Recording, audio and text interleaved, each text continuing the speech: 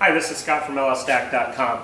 We're currently working on our 1999 Dodge Dakota RT truck that we're putting this LY6 LS style motor in with the 6L90 transmission, which is 6-speed double overdrive automatic transmission.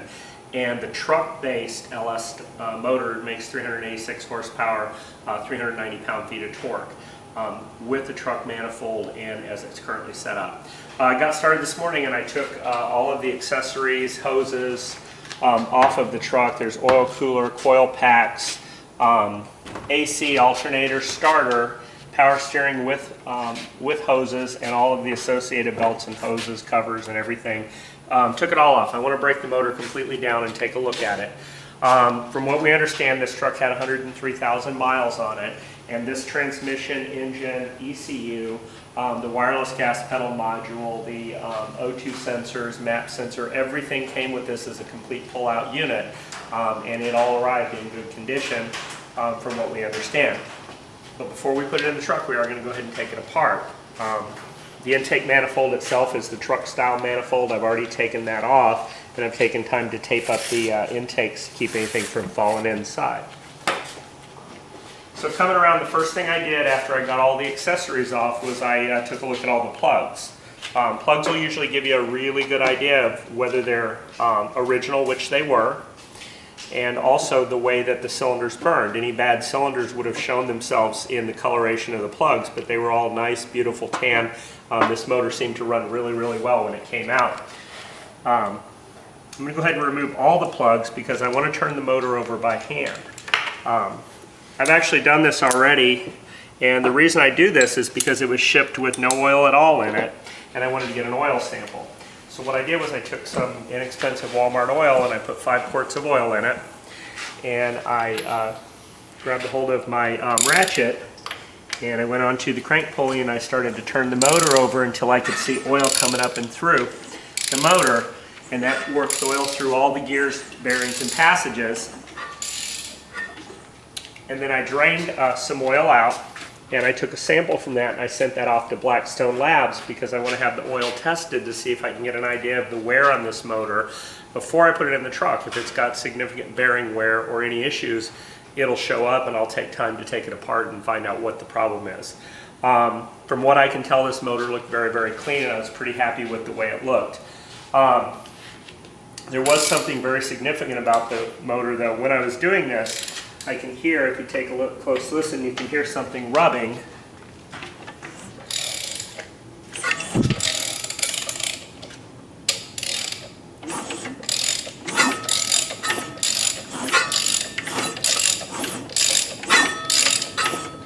So that kind of concerned me, given that what I know about this motor is that it was a complete takeout.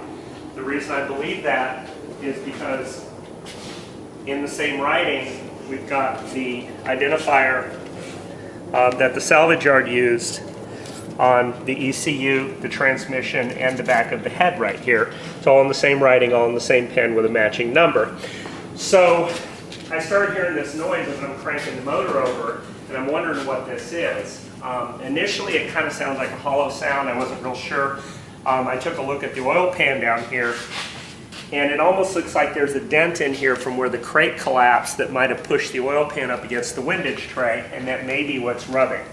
I wasn't real sure. I'm getting ready to take the motor all the way apart and flip it over, but I'm really not wanting to do that at this point because it doesn't sound like a bearing. It doesn't really sound like a windage tray. It doesn't really sound like anything that I recognize. So I took a listen again.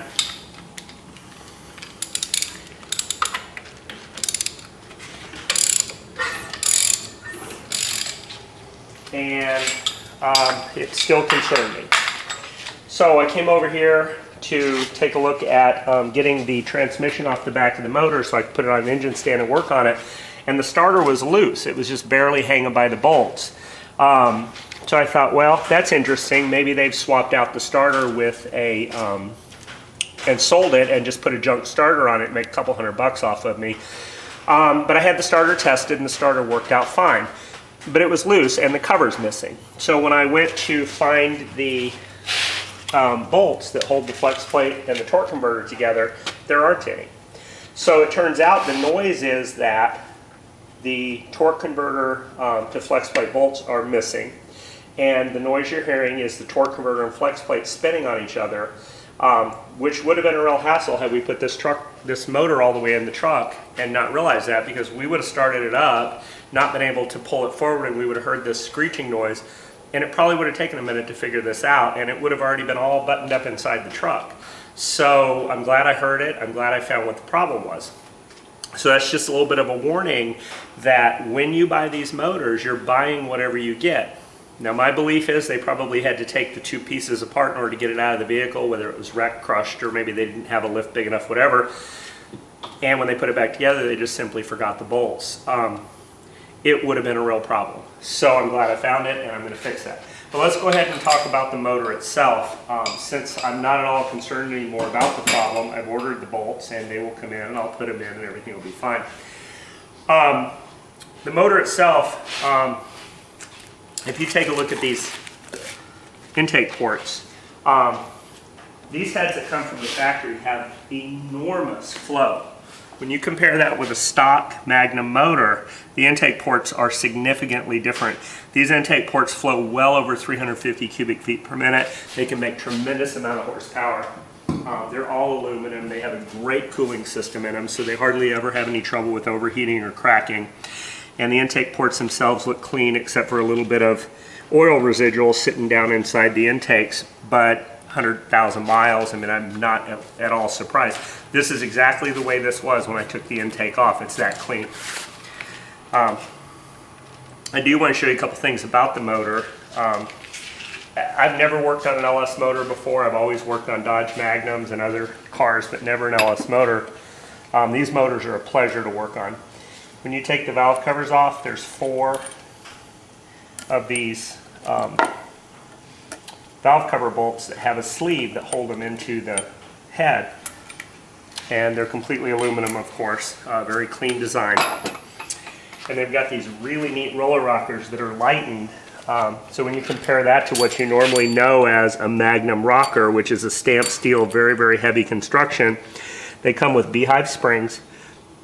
They come with the lightened roller rockers. They're a pedestal style, so all you have to do is bolt them down. You don't have to worry about lash them or anything like that. And if you need to replace the springs, if you want to update the springs, go with a bigger cam, whatever, they sell a tool for about 30 bucks. You put it right here, screw it down, and you can replace your springs right on the truck, right on the heads. Next thing I like about these motors is they have this very nice heavy-duty lift plate right in the middle. And if you take a couple of these bolts out and buy longer bolts, you can actually use those to lift your motor right out. They attach straight to the block. So they've got a great design. We will have to relocate the air conditioner up to this left upper corner because it sits back here normally and it's going to hit the frame. But there are a couple companies that make kits for that. You go ahead and check everything, make sure it all spins freely. If there's any issues with any of the idler pulleys or whatever, I'll replace those. So that's really this motor ready to go. As I said, the only concern we have is the flex plate bolts, and we're going to go ahead and pull the transmission off the motor, take a good look at it. We're probably going to put the motor in this truck separate and then put the transmission up through the bottom just because of the size and the weight of it. While we're at it, we'll go ahead and drain the fluid, what's left of the fluid out of the transmission, take a good look at that, make sure it doesn't give us any concerns. But as far as I can tell, looking down in all the intakes and the passages, this motor looks like it's exactly what it's supposed to be. It's 100,000 miles. Halfway through its life, it makes a huge amount of horsepower. It's got great potential, and I think it's going to be really good for our project.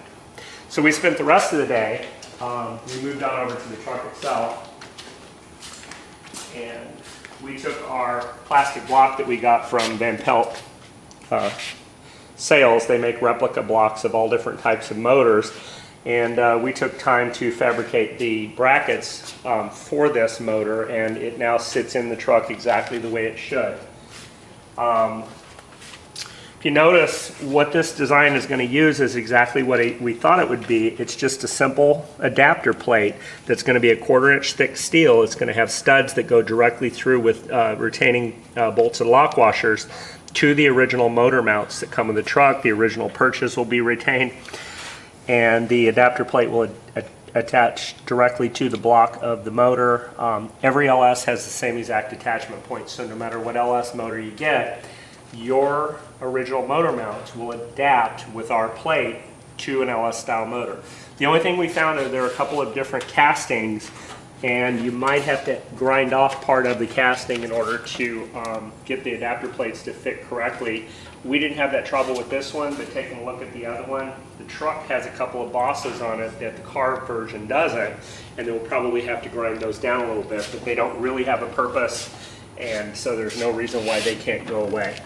The other thing we noticed was that the passenger side motor mount on this truck has a ridge on it that got in the way of mounting the adapter plate flush, so I just used a 4.5-inch angle grinder with a just a flat disc sanding wheel.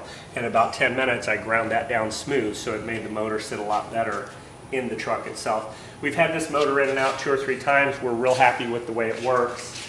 We've got 3/4 of an inch space right back here at the firewall, and that's perfect because the intake on this motor sits forward. This space allowed for the distributor on the original Magnum motors, and if you've ever put one of these in, worst time you have is trying to get that motor all the way back against the firewall to get your motor mounts to drop in correctly, because the distributor fully dressed takes up a lot of space. If you don't dress it, it's hard to get to do your wires and everything later, and if you don't put it in the motor, you can't get it in the motor at all. It is impossible to get it in and out from back there. So always a struggle trying to get these out. This obviously doesn't have a distributor, and the intake sits very far forward, so we're going to have ample room back here for whatever we need as far as heater hoses and whatever. And all the way around, I just don't see any fitment problems at all with this. So now that we've got the motor in place, you can see it's all the way up on the lift, and we can see the 2 things we have that I noticed right away is the motor leans a little bit to the right. When we do our final prototypes, we might be able to shift that a little bit and make it level, but it's not more than a few degrees to the right, and actually it gives you a little bit more room on the left-hand side where the brake master cylinder sits. So I'm not at all concerned about the little bit of a rotation of the motor. As far as it being in line, it's almost identical in position to the original motor. It leans, obviously the rear end leans down a little bit, and the entire motor in these trucks sits to the right hand side. If you notice, if you ever take a look at your motor, the entire motor sits to the right hand side about 6 inches, and the driveline angles back actually near the left hand side of the rear of the truck, so the entire drivetrain sits at an angle. The beauty of using the original motor mounts is that Dodge designed that into the motor mount, not the truck or the frame. So when you adapt your original motor mounts to the actual motor frame, block, it actually takes into account the angle. And what we found out when we put a flashlight back here, dead center on the pinion, and line it up, is that we're hitting right about the center of the crank. So we're going to have nearly a 0-degree drive line angle. Usually about 0 to 3 degrees is what we're looking for. So we're very, very happy with the result of that. Just don't see any issues at all with any kind of clearance whatsoever. We did take a look at the exhaust manifolds, and we found that the right-hand exhaust manifold might be a little bit tight, and you might have to grind the back side of this control arm off a little bit to make it clear. But as far as bringing it down and through the original pocket that goes back to the exhaust, I don't think that'll be much of a problem for any exhaust shop. The left-hand side, the driver's side of the motor, has ample room all the way around, all the steering, the motor mount, and there's huge amount of space. You can either go up and over the cross member or bring it across the original way and run them both down one side. The cross member will be retained, and in our motor with the 6L90 transmission, the transmission mounting point actually sits right in the middle of this hole. So we'll have an adapter plate that's going to fit right here, and that will drop right in there with a bushing and a bolt, and it will be as easy as it can be. As you guys know, if you've ever taken one of these out, this is a keyed cross member, which means that if your bolts break off, the cross member still can't come out, because once you put it up in there, it locks itself in place. A little bit of a trick to figure it out the first time you do it, but it's a beautiful design, and there's just no reason to change it. The only other thing in this truck that we would probably end up doing is boxing in the rest of the frame all the way back here. and maybe putting some sort of an X-brace crossing once we get everything else in to give this truck a little bit more rigidity in the rear end, because they kind of have a very durable boxed-in frame about halfway, and then from halfway back they get really, really flimsy. So they do need some support in the back if you're going to have any kind of high horsepower in them at all, but plenty of ample room to work and more than enough room for everything. Okay, so now the truck's back down. We're going to go ahead and just remove this motor real quick, and I'll show you the beauty of these lightweight motors.